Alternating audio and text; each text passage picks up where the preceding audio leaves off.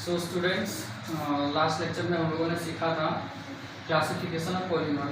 सो जैसा कि हमने देखा था कि पॉलीमर को क्लासीफाई करने के लिए बहुत सारे वे हैं, जिसमें से बेस्ड ऑन सोर्स हमने पढ़ लिया था। So on based on source we have study that the class polymers are classified in three category based on source. First one is natural, synthetic and semi-synthetic that we have learned in our last lecture. Now I will continue with the second kind of classification that is based on structure. मतलब polymer का classification उसके structure के हिसाब से किया जाएगा यहाँ पे। तो इसको भी तीन पार्ट में डिवाइड किया गया है, मीन्स क्लासीफाई किया गया है based on structure. One is linear polymer, another one is branch and third one is cross link polymer. सबसे पहले देखते हैं लीनियर पॉलीमर क्या होता है. लीनियर पॉलीमर मतलब क्या कि पॉलीमर जब कोई भी मोनोमर कंबाइन होगा, लाइक जैसे कि अगर एक मोनोमर, तो ऐसे n नंबर ऑफ मोनोमर्स अगर मैं लेता हूँ, ये सिंगल मोनोमर है मेरा, और अगर इसके n नंबर्स लेता हूँ, तो जब इसका पॉलीमराइजेशन का प्रोसेस होगा, तो उस प्रोसेस के बाद ये लीनियर फॉर्म में इनका अरेंजमेंट लीनियरली होगा. ये एक दूसरे से लीनियरली अरेंज रहेंगे. Likewise n number of molecules सब एक दूसरे से लीनियरली अरेंज रहेंगे इन स्ट्रेट चेन में, कोई ब्रांच चेन नहीं होगा, तो हम लोग उसको बोलेंगे लीनियर पॉलीमर. इसके एग्जांपल्स भी हैं. फॉर एग्जांपल्स, इसका सबसे अच्छा एग्जांपल जिसको आप लोग जानते हो, पॉलीथीन. इसको लेने के लिए, पॉलीथीन बनाने के लिए हम लोग इथीन लेंगे, simple CH2 double bond CH2 n number मतलब मैंने इथीन का n नंबर ऑफ मॉलिक्यूल ले लिया है.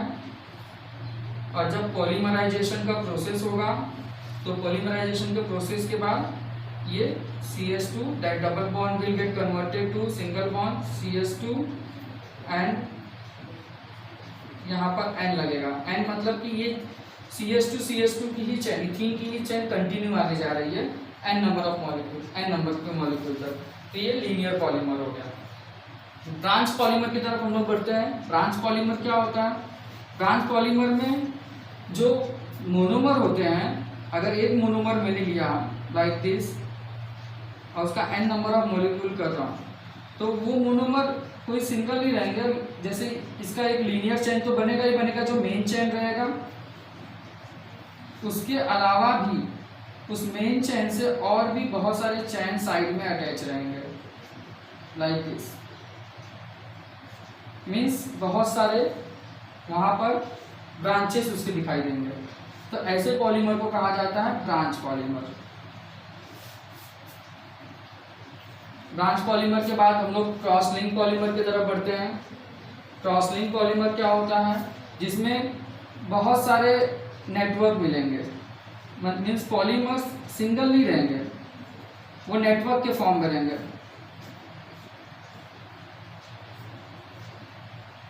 वो आपस में बहुत सारे लीनियर पॉलीमर आपस में अटैच दिखाई देंगे इन नेटवर्क फॉर्म.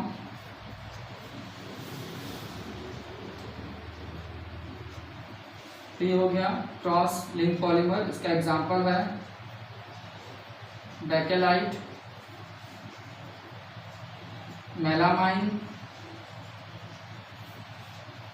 एक्सेट्रा.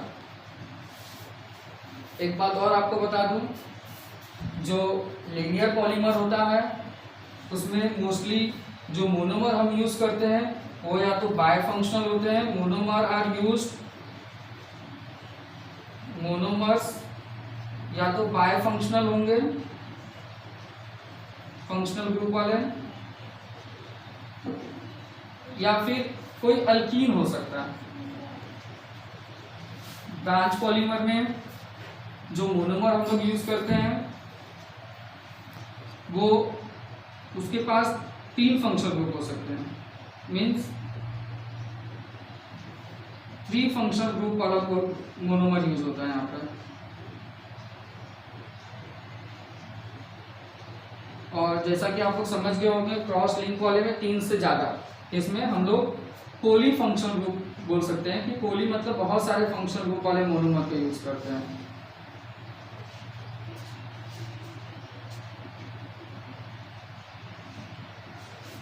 तो इस हिसाब से हमने अपना सेकेंड जो टाइप था, जो सेकेंड वे था क्लासीफाई करने को पॉलीमर को बेस्ड ऑन स्ट्रक्चर, हमने क्लासिफिकेशन कर दिया है लीनियर, ब्रांच और cross linker. Now will come to the third way that is based on intermolecular force.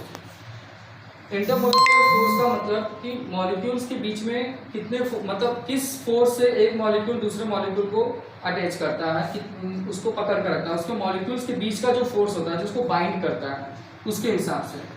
तो इसको भी 3 टाइप में क्लासीफाई किया, 4 टाइप में क्लासीफाई किया गया है, इलास्टोमर, फाइबर, थर्मोप्लास्टिक और थर्मोसेटिक। इलास्टोमर्स मतलब क्या? इलास्टोमर नाम से ही समझ में आता है, here you can know it by its name only, कि इसका नाम से ही मतलब समझता है। इलास्टोमर मतलब जिसके अंदर इलास्टिसिटी की प्रॉपर्टी हो, इलास्टिसिटी की जो प्रॉपर्टी रखता हो। इलास्टिसिटी मतलब क्या कि अगर कोई ऐसा सब्सटेंस जिसको आप अगर एक्सटर्नल फोर्स लगाते हो, उसको खींचते हो, तो खींचने के बाद वो अपने शेप को चेंज करता है, वो बढ़ता है, उसके शेप में चेंजेस आता है। लेकिन जैसे ही आप उससे फोर्स रिलीज करते हो तो वो चेंज जो है अपने आप खत्म हो जाता है, मतलब वो अपनी पोजीशन फिर से लेता है, रिगेन करता है अपनी पोजीशन, अपने ओरिजिनल पोजीशन में आ जाता है। तो उसको हम लोग बोलते हैं कि उसके पास इलास्टिसिटी की प्रॉपर्टी है। ये हो गया इलास्टोमर। तो इलास्टोमर का भी एग्जांपल आप सबको पता है, जैसे very known example rubber. Rubber के बारे में सब लोग जानते हैं। रबर को अगर आप एक्सटर्नल फोर्स लगाओगे तो वो उसकी साइज चेंज होती है, उसका शेप चेंज होता है, but as soon as you will release that force, आपने वो फोर्स छोड़ दिया तो वो अपने ओरिजिनल शेप में आ जाता है। तो ये हो गया इलास्टोमर। इनके बीच इसका जो फोर्स होता है, एक्चुअली हमने तो पढ़ा, ये हम लोग यही पढ़ रहे हैं इंटरमोलिकुलर फोर्स। इलास्टोमर में जो मेनली जो फोर्स आता है वो बहुत वीक फोर्स होता है, जिसको हम लोग बोलते हैं वैन डर वाल फोर्स। वैन डर वाल फोर्स लगता है। इसीलिए जब कभी भी आप इलास्टोमर को डिफाइन करो तो आपको इस बात को जरूर ध्यान देना है कि वैन डर वाल फोर्स मुझे वहां पे बताना ही है, क्योंकि इलास्टोमर में इलास्टिसिटी उसके वैन डर वाल फोर्स की वजह से आती है। अब आते हैं हम लोग फाइबर्स की तरफ। फाइबर क्या होते हैं?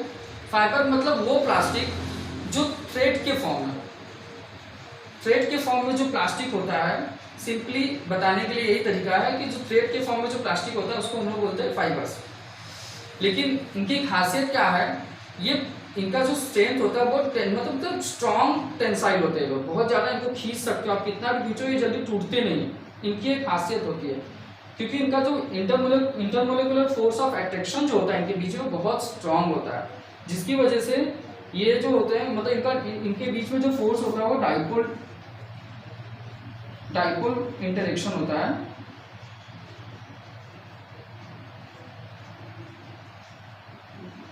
विच इज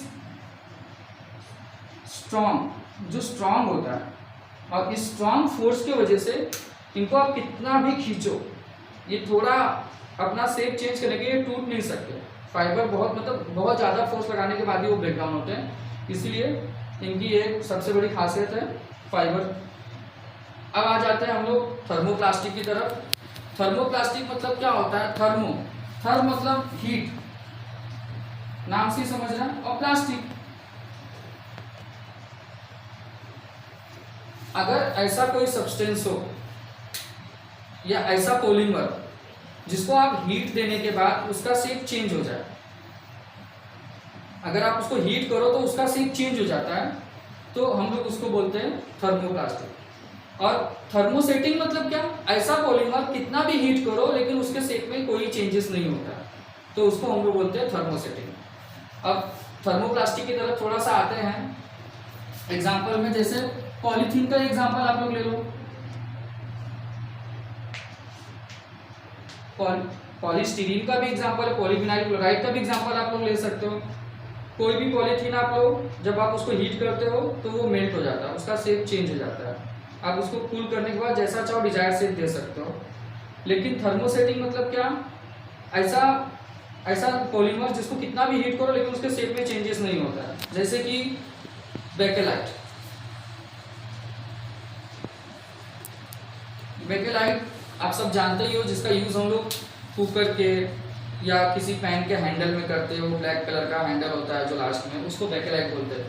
कितना भी आपका जो वेसल हो जिसमें आप कुक कर रहे हो वो कितना भी हीट हो जाए, कितना भी हीट होने के बाद लेकिन वो जो हैंडल होता है ब्लैक कलर का वो मेल्ट नहीं होता है, मतलब उसका हीट करने के बाद भी उसका शेप चेंज नहीं होता है। तो ऐसे पॉलीमर को हम लोग बोलते हैं थर्मोसेटिंग पॉलीमर। आई होप कि आप लोग को ये समझ में आया होगा। अब इसके बाद मैं आपको आगे का नेक्स्ट वीडियो में एक्सप्लेन करूँगा।